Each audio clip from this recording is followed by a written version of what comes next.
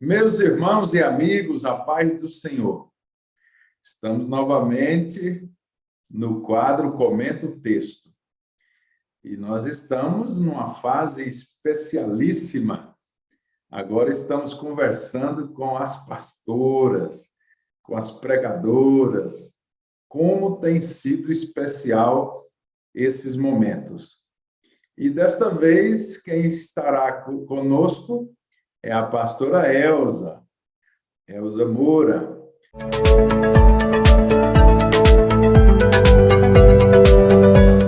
Mas antes de chamá-la aqui para conversarmos um pouco, gostaria de te pedir para que você já se inscreva no nosso canal.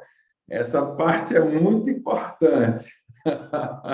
Vai nos deixando assim bem animados para continuarmos produzindo conteúdo de valor para o seu coração, para a sua família. Desde já peço também para que você compartilhe, se inscreva no canal, deixe aí um comentário daquilo que você tem ouvido, daquilo que tem sido edificante para o seu coração. Pastora Elza, que Olá! alegria receber a irmã aqui, glória a Deus, bem-vinda. Obrigada, pastora. A alegria é minha, o prazer é meu, e poder participar desse momento tão especial. Parabéns pela iniciativa de chamar as pastoras. Eu acho que nós temos voz e temos o que falar, principalmente nessa área, né, de família. Então, eu acho importante que esse momento aconteça. Que Deus abençoe seu canal e que ele possa crescer bastante e abençoar muitas pessoas. Amém. Eu recebo todas as palavras de bênçãos e guardo aqui no meu coração. Amém. Com certeza seria muito difícil o deslocamento, né? Porque a senhora está em Belo Horizonte. Isso. Eu em Anápolis, muitos quilômetros de distância. O que a senhora acha dessa tecnologia toda aí que possibilita essa comunicação? Eu acho que foi uma das bênçãos do período de pandemia, né? Foi uma das bênçãos. As distâncias se encurtaram e com isso possibilitou bastante mesmo os nossos contatos, pessoas que eu não tinha condição de estar com elas de jeito nenhum, até live dos Estados Unidos eu participei, quer dizer, eu acho que diminuiu bastante as distâncias e possibilitou tanto a gente ser abençoado, como a gente abençoar outros também. Então, se há uma bênção nessa pandemia, foi essa tecnologia que a gente aprendeu a desenvolver. Glória a Deus pela tecnologia. Que bom viver nesse tempo, né? Com certeza, com certeza. Eu aprendi muito, porque a gente que é do século passado tem algumas dificuldades, né? Mas eu aprendi demais mesmo desde que a pandemia começou e a gente começou a usar esse recurso. Para mim foi uma bênção, porque eu cresci demais em áreas que eu nunca tinha mexido antes e nunca cresceria se não tivesse acontecido via pandemia, né? Então, nem tudo é tão ruim assim, né? Gente, vocês e eu estamos tendo um privilégio de ouvir a pastora Elza. Pastora, pregadora, conselheira, coach, missionária, esposa, mãe de família. Que bênção de ter a pastora Elza aqui conosco hoje, viu? Pastora Elza, hoje eu sei que a senhora está em Belo Horizonte, mas a senhora é natural de onde? Eu sou natural de Santos, São Paulo. Eu estou aqui em Belo Horizonte por causa da missão mesmo, né? Nós viemos para integrar o quadro de missionários de tempo integral da Missão Amém, o EC Brasil, que tem a sua base aqui em Belo Horizonte. Tem 17 bases ao redor do mundo. Uma delas é no Brasil e nós estamos trabalhando, eu e meu marido trabalhamos na base do Brasil. Que privilégio! Eu tive a honra de conhecer, né? Fiquei um período de 15 a 18 dias aí, né? E para mim foi assim um tempo de crescimento, de agregar valor, de conhecer pessoas de várias regiões do Brasil. Uhum. E como é que é essa experiência da senhora aí, junto com tanta gente de várias regiões do Brasil e até do exterior? Olha, é uma experiência ímpar. É como você conviver com o mundo dentro de uma base, né? Então, aqui dentro da base, a gente forma missionários para ir para vários lugares do mundo e a gente recebe pessoas, missionários que são brasileiros e que estão voltando do campo e passam pela base, ou missionários que são realmente de outros países e que vêm um tempo para ficar aqui. Então, a gente tem assim um convívio muito bom, até porque a missão é interdenominacional. Então, você tem assim um leque de experiências com pessoas mais tradicionais, mais pentecostais.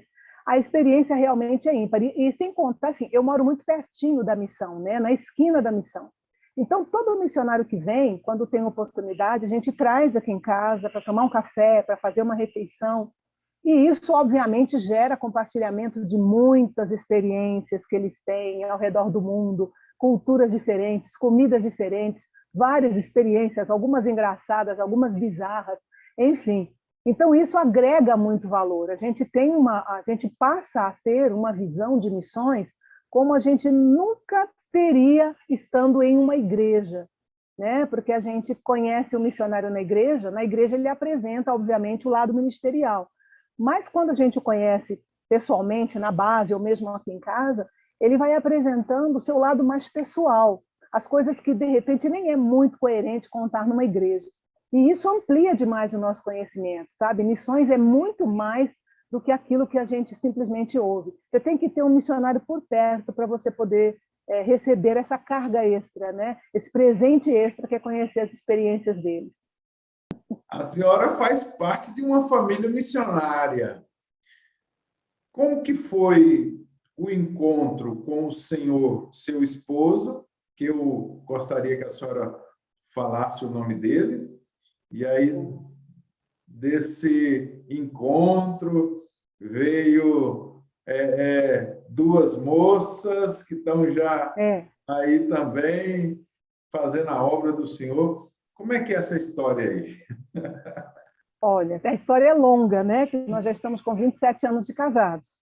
Então tem muita história aí. Mais um ano e meio de namoro, ou seja, quase 30 anos de história montada aí, né?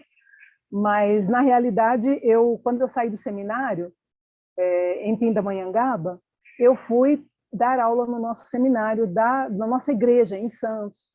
E no ano seguinte, que eu estava dando aula, dei aula um ano, no ano seguinte, no começo do ano, entrou o Walter. O Walter era aluno. Ele tinha se convertido tipo mês de maio, e quando foi em fevereiro seguinte, ele foi para o seminário, lá da nossa igreja. Então, eu o conheci sendo professora dele. E ele estava passando alguns problemas pessoais, e a gente desenvolveu uma amizade, começamos a conversar, eu procurando ajudá-lo e tal. E nessa amizade acabou que virou um relacionamento, né? Isso durou aí um ano e meio. Eu ainda fui professora dele durante um tempo, mas aí a gente se casamos em 94, né? Ele entrou, acho que em 90, começo de 92, ele entrou lá na nossa escola teológica. Aí, em 94, nós nos casamos. E daí, em 97, nasceu nossa primeira filha, Larissa. E em 2000, nasceu a nossa segunda filha. E toda a vida, desde quando nós nos casamos, como eu já vinha de uma atividade dentro da igreja, porque eu sou nascida no Evangelho, né? Então, toda a minha vida, eu sempre trabalhei, eu sempre gostei de me envolver nos trabalhos da igreja, na obra do Senhor. E ele entrou e pegou o mesmo ritmo, né? E nós, então, casamos e continuamos trabalhando lá na igreja, naquilo que o pastor nos indicava para fazer. Quando foi no ano 2000, o pastor nos colocou como diretores da escola teológica. Ficamos também um período como superintendentes da escola dominical, das escolas dominicais, umas 70 congregações, mais ou menos. Nosso ministério lá em Santos é muito grande. E a gente estava sempre ativa. As meninas foram criadas assim, no meio dessa, né? As meninas nunca foram empecilho. A gente carregava junto, passava o dia com a gente, nunca deixava com ninguém. E a gente foi desenvolvendo isso aí. Aí, quando chegou em 2014, Em 2012, mais ou menos, eu comecei a ter uma sucessão de sonhos. E Deus fala muito comigo em sonhos. E essa sucessão de sonhos acabou gerando uma conversa, né? Eu não atinei o que Deus estava fazendo, mas eu conversando com a minha filha mais velha, ela mostrou o interesse de participar de um projeto missionário. E aí a gente veio a Belo Horizonte, por indicação de um amigo nosso, ex-aluno do IBAD, lá de Pinda também. E nós viemos aqui em Belo Horizonte conversar com o diretor sobre o trabalho da minha filha, né, o projeto dela.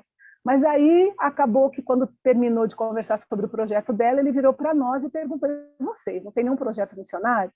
Aquilo mexeu muito, principalmente comigo, que eu sou mais resistente a mudanças, né? Mas aí, devagarinho, Deus foi me mostrando que aqueles sonhos que ele vinha me dando eram um preparo para esse momento. E isso foi em 2014, que nós viemos aqui. Quando foi em 2015, nós nos mudamos para cá, assim, queimamos as pontes para trás de nós, mudamos para cá, vendemos nossa casa lá, compramos esse apartamento aqui, que nós moramos, fizemos o POC, que é o período de orientação e convivência, que a missão exige que se faça para todo missionário que vai ficar de longo prazo, e ficamos até junho. Em junho, então, nós fomos recebidos como missionários de tempo integral. Em agosto, começamos a trabalhar na missão, na base, e trabalhamos até dezembro passado. Aí nós entramos de licença, esse ano estamos de licença, e no ano que vem nós vamos voltar para trabalhar no seminário da UEC. A UEC tem seminários também ao redor do mundo, Estados Unidos, Holanda e tal, e no Brasil era em Montes Claros, e agora está vindo para Belo Horizonte. Então, eu e meu marido vamos integrar o ministério do seminário da missão. Não vamos mais trabalhar na base, mas vamos trabalhar num outro lugar onde vai ser sediado o seminário. E assim nós estamos aqui. Eu falei para vocês que seria impactante essa live. Falar de missões deixa o coração da gente assim a fogo, em brasa, glória a Deus. É. Aí vocês ouvindo a pastora Elza, vocês perceberam que ela mencionou o IBAD, Instituto Bíblico das Assembleias de Deus, lá em Pindamonhangaba. E foi lá que eu conheci a pastora Elza, num período de integralização. Isso. A irmã se lembra o ano? Foi em 2006? Não, 2012. 2012. 2012 que a gente foi fazer a convalidação pelo MEC da teologia. Pastora Elza, já se foram 9 anos. Pois é, o tempo está voando. Jesus, o tempo está passando rápido e nós temos que fazer a obra do Senhor. É verdade. Ao fazer a obra do Senhor, eu percebo que existem chamadas específicas. E, dentre tantas coisas que a pastora faz, uma delas é no Ministério da Palavra. Uhum. E, nesse ministério, eu venho lendo e observando as Escrituras e encontrei um texto maravilhoso, um texto impactante. Toda a Bíblia ela é impactante, né? Toda a Bíblia ela é maravilhosa. Mas parece que tem dias que tem os textos que falam mais forte conosco. E um desses textos está na carta de Paulo aos Efésios, capítulo 5, versículo 18, também no capítulo 6 e o versículo 20. Pastora Elza, o que a senhora poderia falar para nós nesse texto? Olha, tem muito material aqui. Eu diria que é de Efésios 5:18 até 6, né? O capítulo 6, versículo 20. Por quê? Porque eu vejo nesse texto aqui Paulo estabelecendo as prioridades que nós devemos ter na nossa vida. Se nós não estabelecermos prioridades, principalmente nesse tempo que nós estamos vivendo, em que tudo é corrido, nossa agenda é apertada, né? A gente faz tudo olhando sempre no relógio para ver se vai dar tempo, se não vai, porque é o ritmo de vida que a gente tem. Eu acho que só não tem esse ritmo de vida quem vive assim lá na fazenda, lá longe das atividades urbanas, porque a gente que vive aqui é meio que movido a relógio. Então, se nós não estabelecermos prioridades, nós vamos acabar perdendo algumas preciosidades, principalmente nós que somos cristãos, nós não podemos deixar de lado as nossas prioridades, coisas que Deus estabelece na sua palavra que nós devemos fazer, né? E quando a gente lê, por exemplo, aqui, o versículo 18 de Efésios 5, a gente vê Paulo descrevendo aqui: e não vos embriagueis com vinho, pois isso leva à devassidão, ou em que há contenda, né, em outras versões. Mas deixem-se encher do Espírito, ou enchei-vos do Espírito. Eu vejo aqui a nossa prioridade número 1. Qual é a nossa prioridade número 1? A nossa vida com Deus. Está aí uma coisa que muita gente tem relaxado. Eu digo isso porque recentemente eu fiz uma live no meu perfil no Instagram falando sobre isso e algumas pessoas foram se posicionando.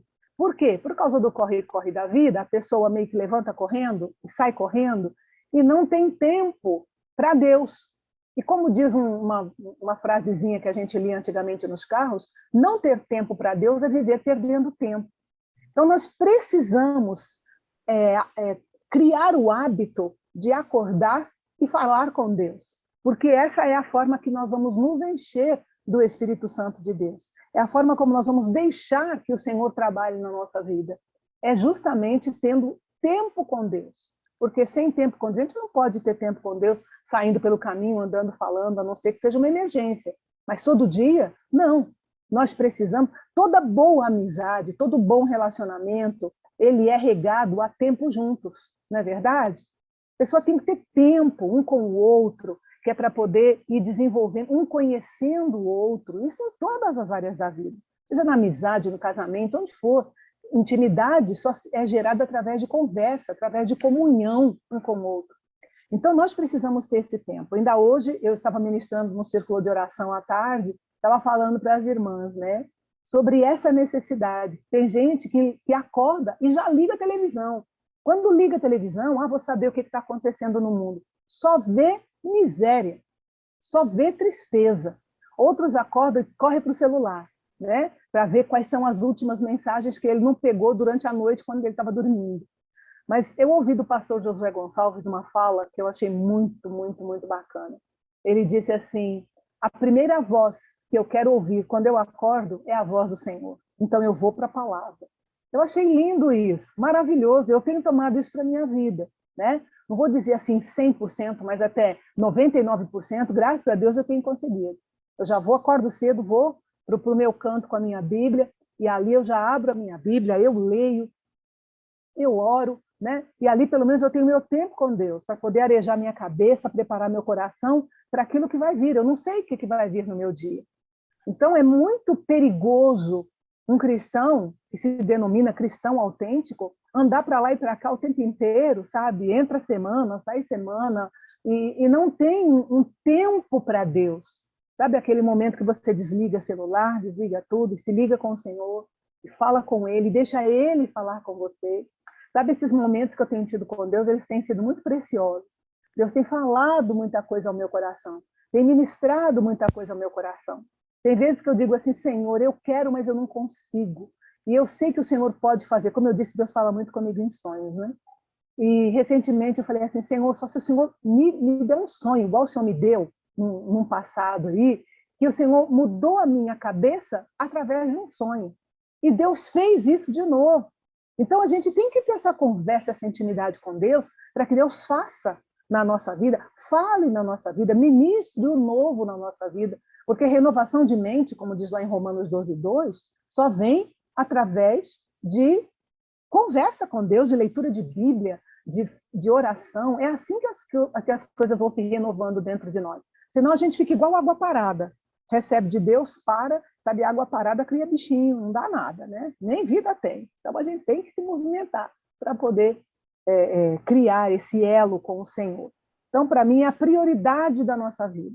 A gente tem que arrumar a nossa agenda, sabe assim, fazer alguma coisa de modo que o momento com Deus seja muito especial, seja muito presente na nossa vida, no nosso dia a dia. Aí nós vamos para a prioridade número 2. A prioridade número 2 é a família, né? Essa é a prioridade número 2. Nós vamos encontrar, na sequência, capítulo 5, versículo 21 em diante, porque os versículos 19 e 20, nós vamos ver Paulo falando sobre como é que você é cheio do Espírito Santo, né? Ele vai dando umas dicas assim, falando entre vocês com salmos, hinos e tal. Então, essas são as dicas de como que você pode se encher, deixar se encher do Espírito Santo. Aí no versículo 21, em diante, do versículo 21 até o versículo 33, ele vai falar sobre a questão dos cônjuges. Na realidade, até o capítulo 6, versículo 4, a gente poderia englobar como sendo a segunda prioridade, família, cônjuges e filhos, tá? Do versículo 5, 21 até 6, 4, família, né, de um modo geral, mas aí do 21 até o 33, ou até o 31, ele vai falar sobre cônjuge. Por quê? Porque dentro da família também tem prioridades, né? Dentro da família, então a gente às vezes vê, eu já ouvi muitas mulheres dizendo assim, a minha vida são os meus filhos. Eu vivo para os meus filhos, a minha vida são os meus filhos. Só que essa mulher tem um marido. Então a gente não pode, biblicamente falando, é só você acompanhar, a ordem está certinha aí. Biblicamente falando, então primeiro é a sua vida com Deus, depois vem a sua família. Dentro da família tem dois padrões aí, dois degraus, né? A prioridade número 1 seria o cônjuge e a número 2 seriam os filhos. Então a gente, por quê? Porque filho passa pela vida da gente, né? O filho vem e vai. Ele vem para ficar sob a nossa tutela, a gente educa, a gente sustenta, a gente dá todo o suporte para que ele seja uma pessoa de bem dentro da obra de Deus e na sociedade. E depois, quando ele chega a uma certa idade, aí a gente brinca, né? A garota, de repente, chega numa certa idade, ela olha para um cara que ela nunca viu na vida e ela vai embora com ele apaixonada, nem olha para o coitado do pai que cuidou dela a vida toda, né? E também o inverso. O rapaz que a gente criou com aquele carinho, aquele cuidado, de repente encontra uma menininha, se apaixona por ela e vai embora sem olhar para trás. Mas é assim que Deus estabeleceu que tem que ser, então a gente tem que se conformar, né? Então, filhos, eles passam pela nossa vida. Quem fica com a gente é o nosso cônjuge. Então, o nosso cônjuge tem que ser honrado como cônjuge, como prioridade. Se precisar escolher a quem favorecer, nós precisamos favorecer o nosso cônjuge e não os nossos filhos, tá? Então, é uma questão, eu fico assim, chocada às vezes quando eu ouço, principalmente de mulheres. Homens eu não vejo muito, não, mas mulheres, por serem mães, são campeãs em dizer tudo pelos meus filhos. E eu acho que não é essa a ordem certa, porque filho vem e vai, cônjuge fica. É por isso que às vezes os casamentos acabam depois que os filhos se vão. Por quê? Porque não houve prioridade, as prioridades foram trocadas, né? E nessa troca de prioridades, quando essa prioridade, que são os filhos, foi estabelecida pela pessoa, vai embora, o cônjuge que estava ali, ele fica e aí um olha para o outro e diz assim, não conheço você, não sei quem é você, não gosto de você, não quero nada com você, e o casamento acaba, não é verdade? Então, está aqui uma outra prioridade que eu acho fantástica, dentro daquilo que a palavra de Deus diz. Depois, você que está assistindo a gente, vai lendo com calma e vai anotando direitinho, porque está na Bíblia na ordem certinha, não tem como você errar. Primeiro, a sua vida com Deus. Depois, a sua vida com seu cônjuge. Depois, a sua vida com seus filhos. Sendo que primeiro você e Deus, segundo, a família, tá? Do 21 até 6,4 é família. Então, depois vem os filhos, né? Dentro do padrão da família vem os filhos, e a gente precisa também ter responsabilidade com os filhos, né? Os filhos foram dados para nós como uma joia emprestada, para que nós cuidemos e tomemos conta da melhor forma possível, porque um dia essas joias vão ser devolvidas para o dono, e nós precisamos dar contas de como foi que nós cuidamos dos nossos filhos. E é importante a gente frisar aqui que na hora da prestação de contas diante do Senhor, porque cada um dará conta de si mesmo a Deus, mas nós como pais vamos dar contas dos nossos filhos também, porque a responsabilidade tanto de criar, cuidar, sustentar, dar o suporte e apresentar Jesus é nossa. Então, nós também vamos dar contas disso, né? Então, Deus não vai chamar, digamos assim, na hora da prestação de contas, a avó, não vai chamar a tia da escolinha, não vai chamar a tia da creche, não vai chamar a professora da escola dominical, as tiazinhas da igreja que tomam conta no cultinho. Não. Ele vai chamar mamãe e papai para perguntar o que foi, como foi que você cuidou da joia ou das joias que eu lhe emprestei. E aí é a hora, meu caro. É a hora porque às vezes a gente troca prioridades e por trocar prioridades a gente acaba relaxando em alguma coisa que deveria ser muito importante para nós. E a família é importante para nós. Claro que a gente pode trocar a prioridade ocasionalmente. Vamos supor que, sei lá, você está com uma mãe internada, um pai internado, você precisa dedicar algum tempo durante esse período de internação, se revezar com irmãos. Isso acontece muito para quem tem pais idosos, né? Como foi o meu caso, passei com a minha mãe isso. Então, você tem que se revezar em hospital, tem que tomar conta, você tem que se desdobrar um pouco, né? Então, isso é feito um acordo com a família. Olha, nós precisamos ver como é que nós vamos fazer, porque nós vamos ter que alterar a nossa rotina por causa dessa emergência que surgiu. Ou, às vezes, tem um trabalho na igreja, uma semana de, sei lá, congresso de missões, né? Então, você, de repente, está na frente desse trabalho. Então, durante uma semana, é negociado com a família que aquela semana não vai ter nada, porque a gente vai estar voltado para esse evento. Mas isso são coisas pontuais. Isso não deve ser a nossa rotina, tá? E nós devemos, o máximo possível, tentar unir a nossa família, usando todas as ferramentas que a gente puder, seja através de lazer, do nosso culto doméstico.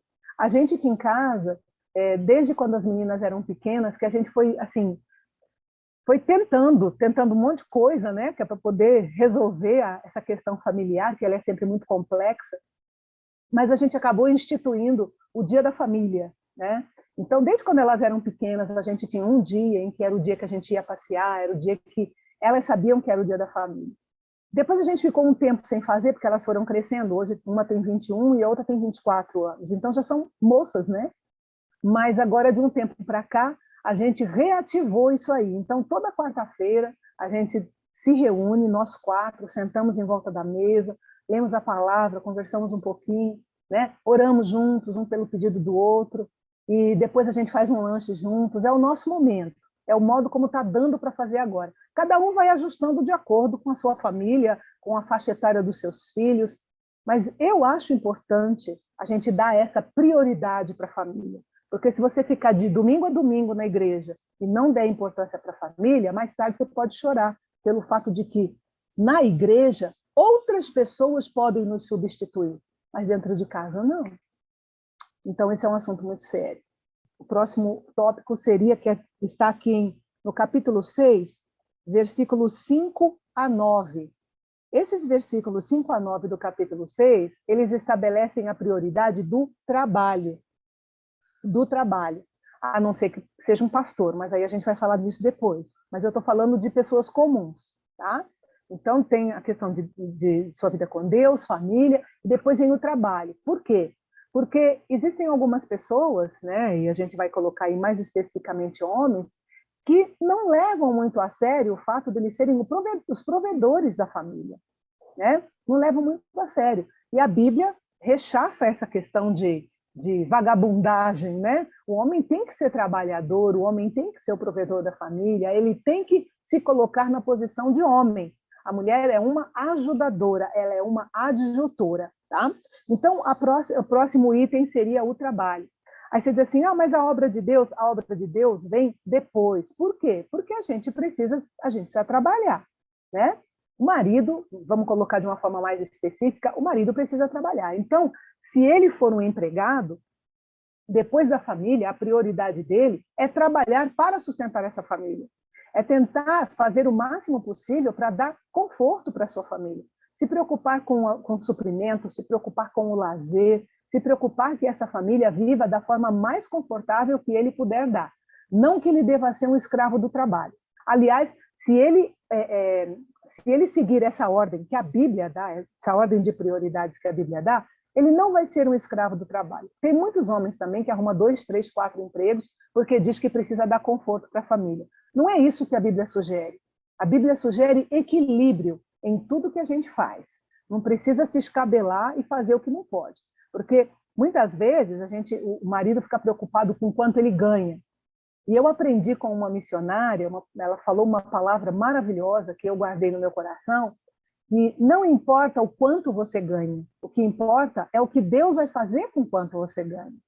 Né? Então, se você é um trabalhador que obedece às prioridades que a Bíblia traz, o Senhor vai te abençoar, o Senhor vai multiplicar, o Senhor vai fazer com que haja fartura.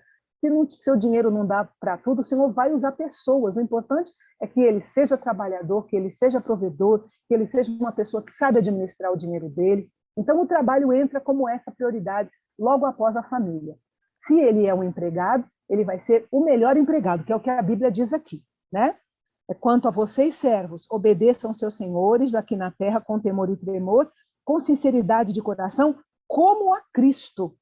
Versículo 6. Não servindo apenas quando estão sendo vigiados, somente para agradar pessoas, mas como servos de Cristo, fazendo de coração a vontade de Deus. Então, é ser o melhor empregado, é ser o melhor possível, porque o Senhor quer prosperar. Mas se o empregado é um empregado meia boca, um empregado que empurra o serviço com a barriga e só trabalha direito quando alguém está olhando para ele, então Deus não vai nunca honrá-lo, Deus não vai nunca prosperá-lo, não vai nunca abençoá-lo, porque ele não é fiel no pouco. Se ele não é fiel no pouco, ele não vai ser fiel no muito. Se ele não é fiel estando aqui embaixo, ele não vai ser fiel ficando aqui em cima. Tá? Então não adianta buscar promoção que não merece. Nem a gente que é humano acha que merece, quanto mais Deus que vê o coração. Então é importante que ele seja o melhor empregado. E se ele for patrão, está aqui também a recomendação. E vocês, senhores, versículo 9, e vocês, senhores, façam o mesmo com os servos, deixando as ameaças, sabendo que o Senhor, tanto deles como de vocês, está nos céus e que ele não trata as pessoas com parcialidade. Então, se nessa prioridade, nesse patamar de prioridades, a pessoa está na condição de chefe, está na condição de dono da empresa, ou seja lá o que for, a Bíblia também recomenda que ele seja uma pessoa justa, que ele faça o trabalho dele de forma que o Senhor olhe e se agrade dele.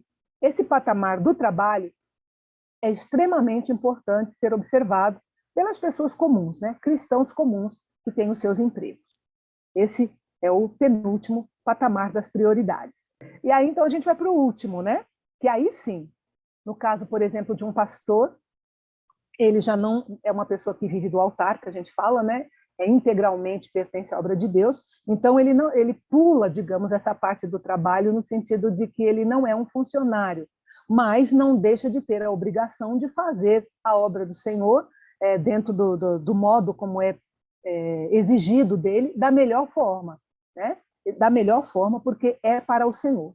Mas para uma pessoa que segue um padrão de vida normal, aí do versículo 10 até o versículo, a gente vai ver aqui o versículo 20, a gente vai ver Paulo, então, falando sobre a obra de Deus, no sentido de que nós estamos envolvidos numa guerra espiritual. Aí é quando aquela parte da armadura de Deus, né? Estamos envolvidos numa guerra espiritual. E a gente sabe que a obra de Deus é uma obra de guerra, né? De guerra espiritual, que nós não lutamos contra a carne, não lutamos contra o sangue, mas lutamos contra os principados, as potestades e tal. Então, Paulo, lá no versículo 18 em diante, ele fala: orem por mim, para que no abrir da minha boca seja dada a palavra com ousadia, com sabedoria. Então, a pessoa que seja ela um pastor, uma pastora, uma pessoa que vive do altar ou não, nesse ponto todos estamos juntos, todos somos obreiros do Senhor, alguns de tempo integral, outros não. Mas aí, uma pessoa comum, depois do trabalho, então vem a obra de Deus. Você não vai deixar de trabalhar para fazer a obra de Deus se você não é uma pessoa de período integral na obra. Tem que trabalhar. E quando você está fora do trabalho, então você deve se envolver na obra de Deus. Você deve dar o seu tempo para Deus. Você deve se envolver em algum ministério na obra de Deus. Porque eu não me conformo de ver pessoas sentadas nos bancos das igrejas sem se envolver com nada. Eu tenho dito que no corpo de Cristo não há membros aleijados. Todos têm algum tipo de função. Pode estar parado, mas isso não significa que é aleijado. Então, tem gente que não sabe qual é a sua vocação, então deve buscar. Sábado eu estava falando para um grupo de mulheres, eu estava falando para elas, o tema era a mulher e sua vocação. Eu estava dizendo para elas, você precisa saber qual é a sua vocação, qual é o seu lugar no corpo de Cristo, e aí desenvolver isso, para que você seja um canal de bênçãos para outras pessoas. Você não pode ser uma pessoa que simplesmente vai para a igreja, cumpre o seu papel e vai embora. Você tem que estar envolvido em alguma coisa. O seu amor por Cristo tem que ser, não é que você vai provar o seu amor, mas é uma lógica. Eu amo, então eu faço. Eu amo, eu sou movida a me envolver, entendeu? Então a pessoa precisa se envolver em algum ministério dentro da igreja, de acordo com a sua vocação. Nem todo mundo vai para um púlpito pregar, nem todo mundo aparece, mas todo mundo tem que estar envolvido. Por isso que eu digo, chamado é para todo mundo. Vocação é para todo mundo, diferente uns dos outros. Agora, o direcionamento, que é quando Deus manda um lá para a África, manda outro vir de Santos para Belo Horizonte, o Senhor vai mexendo de acordo com a vontade dele, porque ele é o Senhor da seara e ele sabe aonde que a gente é útil. Mas todos nós somos chamados e todos somos vocacionados. Agora, tem gente que ainda não sabe a sua vocação. Eu aconselho a buscar. E, inclusive, vou dar uma dica aqui, num parêntese, né? Dar uma dica aqui, o pessoal diz assim, como é que a gente descobre a vocação da gente dentro, né, do corpo de Cristo? É muito simples. Se você não sabe, se envolva com todas as oportunidades que surgirem.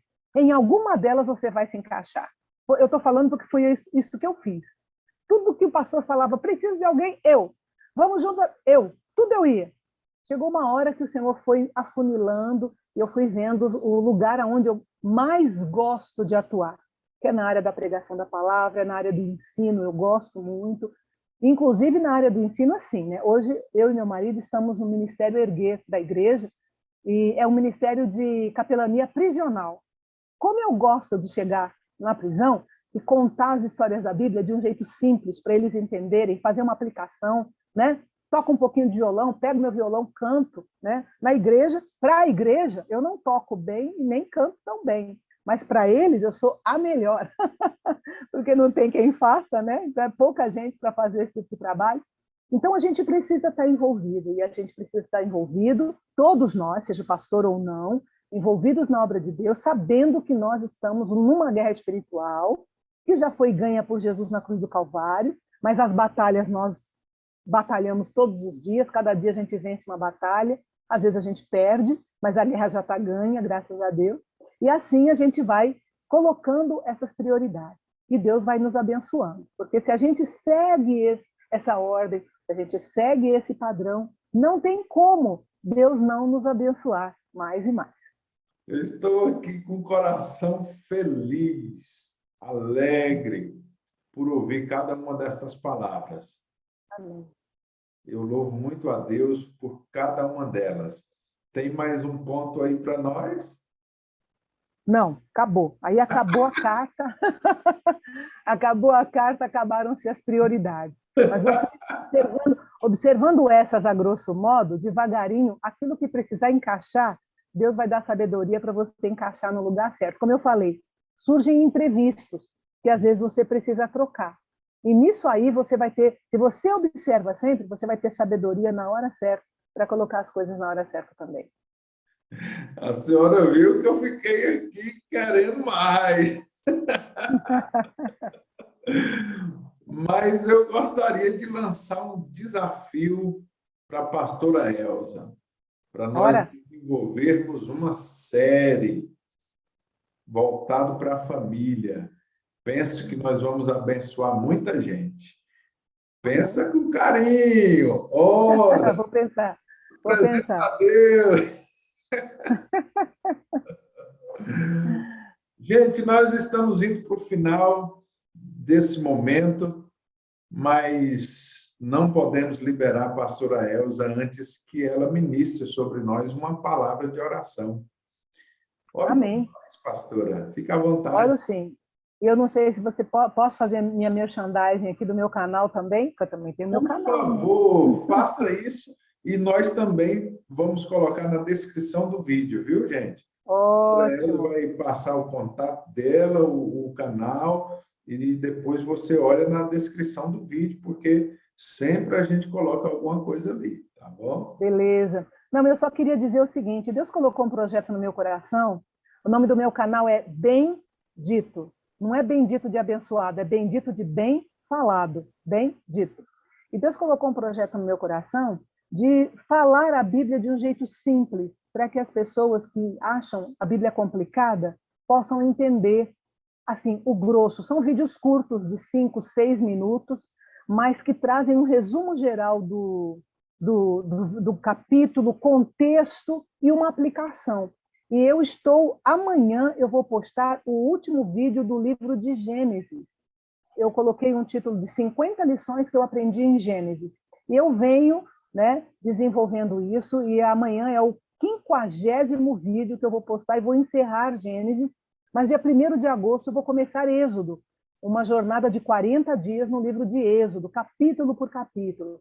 Então, se você tem dificuldade em entender a Bíblia e gostaria, tem algum capítulo que é enrolado, capítulo de genealogia, aquele negócio chato que você não entende nada, eu acho que o meu canal pode ajudar você e outras pessoas, às vezes um novo convertido, uma pessoa, como eu estou atendendo uma mulher que ela não pode ler porque ela tem problema nas vistas. Então eu falei para ela, estou mandando meus vídeos para você, porque aí ela ouve e tem uma visão geral do que a Bíblia diz. Então, fica aqui meu merchandising, né? Se você puder, entra lá no meu canal também, se inscreve, deixa seu like, ativa o sininho e caminha comigo, porque é um projeto que vai durar em torno de 3 anos e meio, porque eu pretendo chegar em Apocalipse, capítulo por capítulo. Ok? Então, espero você lá. Gente, bem dito, viu? Bem dito. Se Tá eu bom? fosse você, não perderia. Se inscreva lá, participe. Com certeza você vai receber uma mensagem poderosa com essa direção da palavra de Deus. Que coisa maravilhosa. Projeto lindo, viu, Amém. pastor Edson? Amém. Vamos orar então? Amém. Amém. Querido Deus, nós queremos te agradecer por esse tempo em que nós estivemos aqui falando a tua palavra. Obrigada, Senhor, por esse tempo tão precioso que o Senhor tem preparado para nós, nesse tempo difícil em que nós não podemos nos deslocar, mas o Senhor tem preparado a tecnologia para nos abençoar e encurtar as distâncias entre nós. Senhor, que essa palavra que foi falada nessa noite, nós conversamos aqui, possa achar um lugar especial no coração de todos aqueles que assistirem. Senhor, que realmente, a começar de mim, nós possamos estabelecer prioridades, Pai, e começar buscando ao Senhor para nos deixar encher do Espírito Santo do Senhor, para que nós sejamos pessoas melhores, melhores esposas, melhores mães, melhores pais, melhores funcionários, melhores pastores, melhores crentes. Senhor, que nós possamos observar a Tua palavra, guardá-la no coração para não pecar contra Ti. Abençoa o pastor Gilmar nesse projeto, Senhor, que ele também tem no seu canal, que o Senhor prospere, que o Senhor vá abençoando vidas através desse canal, usando o Teu Filho e as pessoas que Ele trouxer aqui para ministrar a palavra. Que a Tua bênção seja sobre o Teu Filho, sobre a sua família, sobre as nossas vidas, em nome de Jesus. Amém. Amém. Glória a Deus. Amém. Pastora Elza, que Deus te abençoe. Que tudo que a irmã Amém, colocar pastor. nas mãos, que possa dar certo, que possa prosperar em nome de Jesus. Amém. Tomo posse. Fica na paz. Amém. Deus abençoe. Abraço. Gente, estou impactado até agora. Que mensagem poderosa. E olha que ela usou um texto que certamente você e eu já lemos várias vezes, mas de repente Deus fala conosco de uma forma tão maravilhosa e tão impactante. Oh, glória a Deus! Vá ficando por aí, na expectativa. Daqui a pouquinho nós temos mais. Já passaram várias pessoas por aqui. No momento que estávamos falando com os pastores, os irmãos, e agora com as pastoras, com as irmãs, os irmãos sempre usados por Deus para nos abençoar. Que Deus te abençoe. Vamos junto. Fica na paz.